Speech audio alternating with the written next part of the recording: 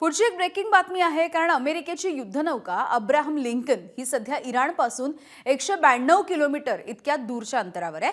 American नौदल आणि युद्धनौका ओमानमध्ये सध्या तैनात करण्यात आल्यात आणि सॅटेलाइट इमेजेसमुळे याच्या हालचाली देखील आता टिपण्यात आल्या. युद्धनौकेच्या सोबत लढाऊ विमानं देखील सॅटेलाइट इमेजमध्ये कैद झाली आहेत.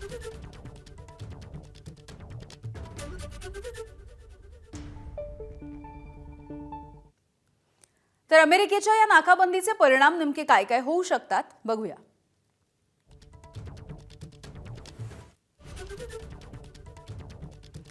इराणचा तेल व्यापार हा ठप्प होऊ शकतो.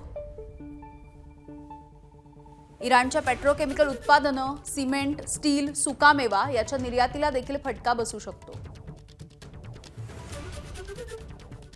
समुद्री मार्गे इराणची कोंडी केली तर इराणला निर्यातीसाठी केवळ जमिनीचा मार्ग उपलब्ध असेल.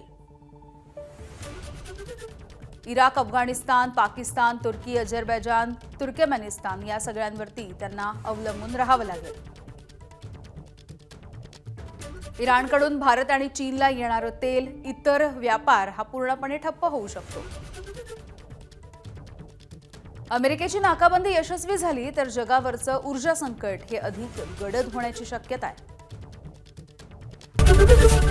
एबीपी माझा, उघडा डोळे बघा नीट.